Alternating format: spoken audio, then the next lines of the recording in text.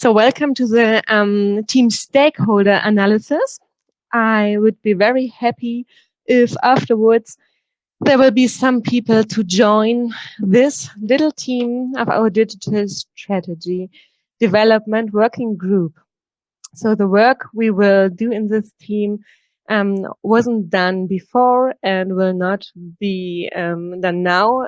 It will be done afterwards. So feel free to join us and this team or Maya's team or Christian's team in the next year. So it will be the topic of museum responses to the COVID-19 pandemic and how strategic thinking was changed through the experiences in the past year. And I think the stakeholder analysis was changed a lot, but I will show you what we have done through the past year. So my schedule will be what do we oh, I'm sorry, there's a typo inside. What do we want in this team stakeholder analysis? And what have we done through the past year? What was changed by the COVID-19 pandemic? I will give you a summary afterwards, and then we will have an outlook for our future work. What do we want? What is a stakeholder and what means a stakeholder analysis? We wrote together afterwards the goal of stakeholder analysis, the project management definition. To be sure, I know we have a lot of project managers inside our participants today. So you will be coming with this definition. It is to analyze all points of contact with the interest groups. And that means every interest group, not only the visitors or the own staff. The systemic analysis of influencing factors leads to the point, and that is what we want to do, that all influences can be moderated in the best case and controlled so that we can change how it influences us and our work, our project to write a good house strategy, digital strategy. And to be clear, the final result of our team is not to provide a complete stakeholder analysis that applies to every museum. So we don't want to have a complete analysis that every museum has to use, but rather to offer a handout that helps each museum to define its own point of view with its stakeholders. And this is very important. You will see this in Christian's team session afterwards, because we do not need a perfect and a ready analysis or strategy. And the question is there a perfect strategy for every museum? No, I think the answer is clear to everyone. It is not. So we need a strategy that that is influenceable by every personal needs of every house, and so is the stakeholder analysis. So what have we done through the past year? I will show you how we get started. And the first question with which we started was stakeholders for a museum and a digital strategy. And the definition is: a person or a group is referred to as a stakeholder who has a legitimate interest in the course or result of a process or project. So it is necessary that we set our digital strategy up as a project. And every project manager knows that's a lot of work in the start, but it will get easier in the process. So when we set our digital or our digitization and the need of a digital strategy as a project, we have to find out what are our stakeholders. And the stakeholder management is part of the environmental analysis. So this is what I said before. We have to do it in the project management way. The stakeholder management includes the stakeholder analysis. And we did in Kyoto a brainstorming.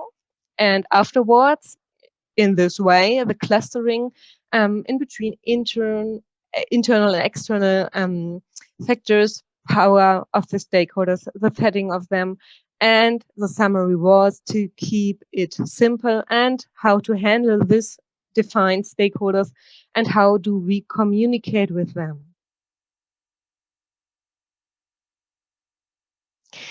So that was a brainstorming in Kyoto 2019, and you can see all of our ideas. So this is not set up, this is set up by us, but you can change it for your own institution, and you have to do this. We find out that the museum directors, of course, are one of the stakeholders which we should ask when we set up digital strategy, because they want to participate a lot. The visitors are too, so the physical visitors, but also the online visitors. It's a nice thing to point this out because I will show you afterwards that the COVID pandemic changed this a lot. The curators are stakeholders, the staff in common, the collection management, the registrars, the cultural education. We saw it in the last sessions before our break. Also are the authorities, so the foundations or the governing bodies, the ministry, of course, and the mayor of the city. So are the developers, which tools do we have, which infrastructure do we have? And that is a very interesting point under the view of the pandemic, because it was one of some stakeholders before, and now it is a very, very we needed a lot this part of the tools and the infrastructure to be that we are possible to work. So the target groups are necessary, the legal department, of course, the sponsors, the donors, the cooperation partners, and of course the Untitled group. And we have to point out the people with special needs, especially when we do our online stuff and we change our ideas to let them participate, because there are two points of thinking when they can be physically there in our house or have only online access. So the collection related groups and communities, we heard this before already. There are communities that want to participate when we have it, who want to be think of when we do our digital strategy. Of course, the creators and their relatives, we can't forget them. And of course, the scientific community. I have to be honest, I didn't think of them, but you know, I'm an archaeologist as well and working as a database administrator of our museum. But it is very, very necessary to think of the scientific community, especially for the curators, I learned in the last year. So these are the brainstorming results of this Kyoto meeting. And now we did build a cluster, and we will do this in every institution afterwards to have to see which of these stakeholders are for my own institution positive for the idea to set up a digital strategy, or are they negative for this project? Maybe they don't want think of Peter. I think it was a name, right, Jan? We all remember Peter from your introduction. So maybe he thinks it's. Well, I have to apologize to all people as well. I just picked my own first name. That's all. Oh. Yeah, I think, and that was the result of our chat while you did your introduction, that there are more Peters outside in the museum world that we want them to be. So maybe there's a Peter in your institution and he thinks you should mute your phone and there's no Wi-Fi in the building. So it's a little bit of negativity when we say we want to go online with our stuff and we want to be open. Yeah, are the stakeholders intern or extern? Is there one curator who says you have to feel like our botanic collection fields and you have to see it and you can't experience this collection online. So it's an internal problem. No, maybe we should not call it out problem, but you have to think of it. And it has a true point. You can't experience the texture very well via an online exhibition. Yeah. So the next part is, are the stakeholders powerful or powerless? This is a very project management way to think of them. So most of the museum staff will not be clustered this way. It's necessary for us to know this when we cluster them into powerful and powerless. Often it's the possibility to get maybe money from the ministry in case of a state museum, or to get in touch with a very special collection of a donator. So the powerful meaning is in this way: do we have to let them participate, or can we? Is it possible for us to ignore their needs? And you have to be very sensitive about this point when you cluster your stakeholders in this way.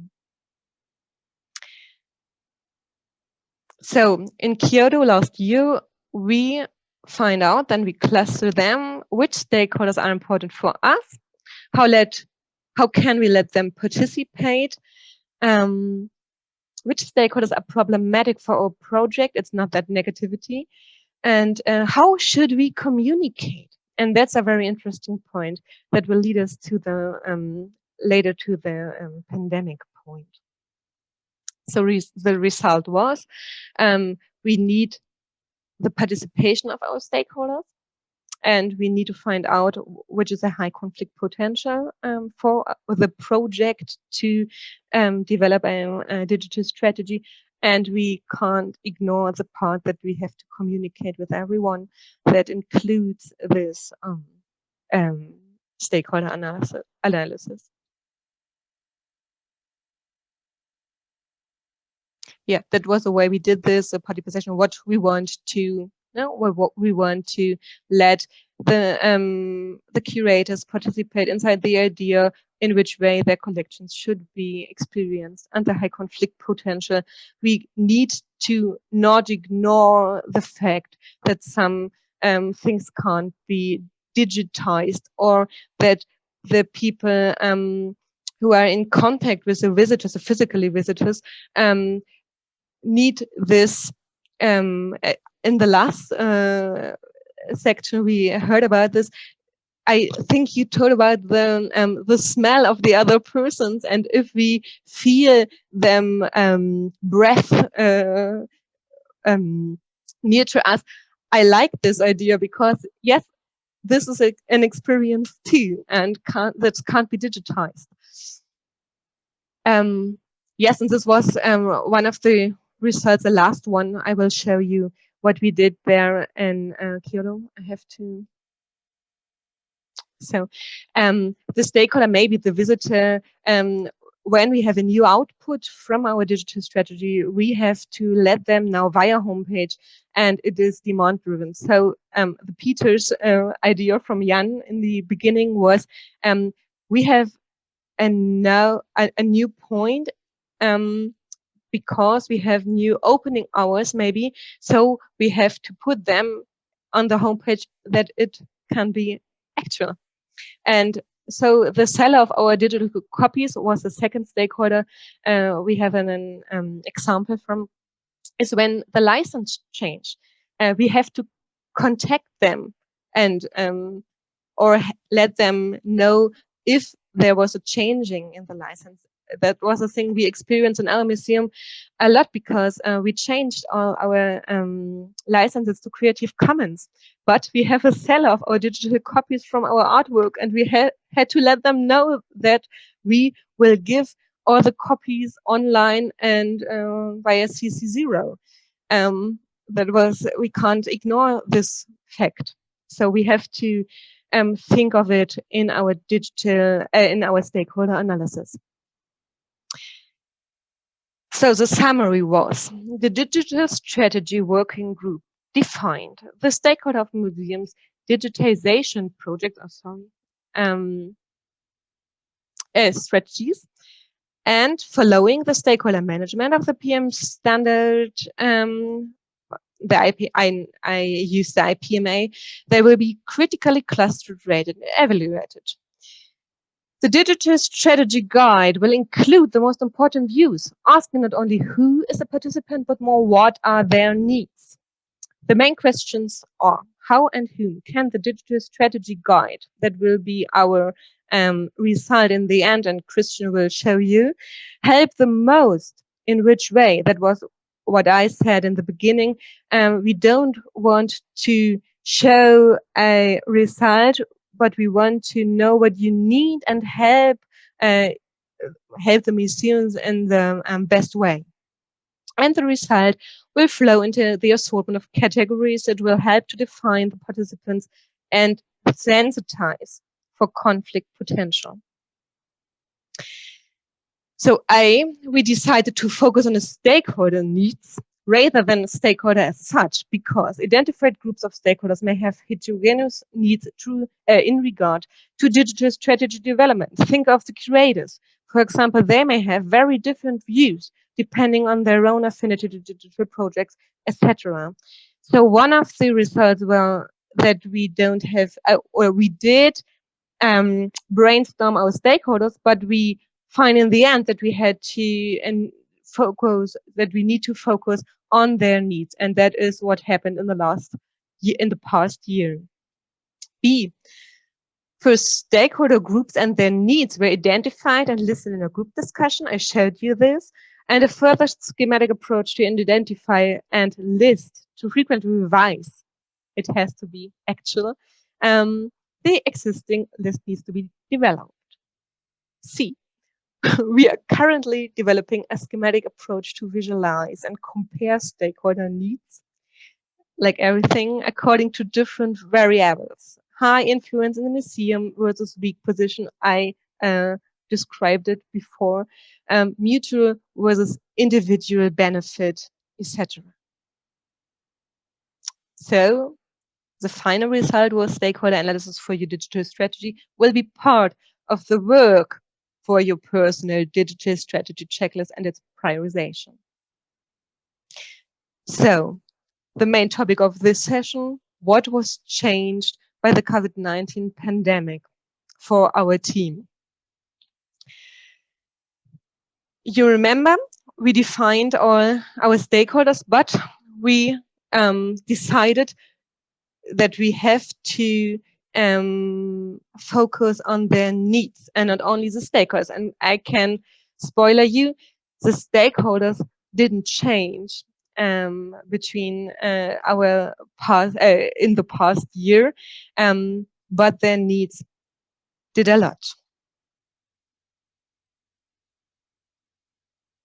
The stakeholders' needs. Think of your museum, think of your related institution. I wanted to show you some of the points that were thought of before. So this home office, the staff want a proper way to do home office. We heard a lot today and from different persons, the access to the database.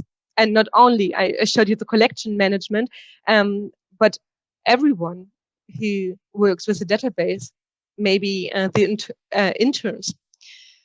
The online exhibition, it's a visitor's need for the visitors online, but the pandemic showed us, the online exhibition is also a need now for the visitors who came normally physical to our house, to our museum.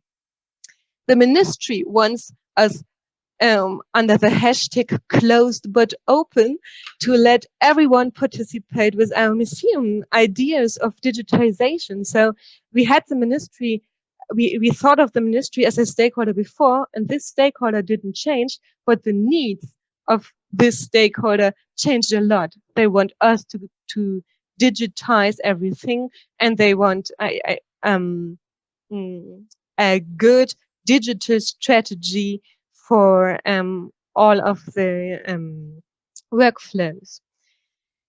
We need the possibility of communication, and I learned today that there are many very good ways to communicate with this sort of group, and not only the scientific groups, but also the entitled groups. You can have, when you don't think of the entitled group like groups with special needs, but also of maybe the family part. We heard of Budapest before. They can join in a digital way and participate with a new exhibition there. And with the educators, you have a direct communication, a way of communication with them, a very good result. Yeah. So we have to weight them otherwise, because the digital attitude, I don't know if it's the right word for this, but we have to think of this processor evolution we were stuck in before. It will be a processor revolution. I heard this in a very nice talk before. We wanted to go a good way in our digital strategy development in an evolutionary way. One thing leads to another, and we will start small, think big, and everything will be lead to another thing. And now the pandemic come over us, and we have a processor revolution, because we need mobile phones for every person of our staff. Or we need a way to go to our client-based server database from the home office place. So we are online was a need, but also physically open before. And now we need to say, yes, we are still there as a museum. We are there. We go the new social media way, and this is also a part of the digital strategy, not only the digitization, but also the communication in this thing. And all of the needs that have been there before have become more blatant. Yeah, we want to show our exhibition. We want to let everyone participate. We want an e-government in our museum, but now we need it. So the summary, the COVID-19 pandemic didn't change the stakeholders, but they changed their needs, and it is absolutely shown to us in this way.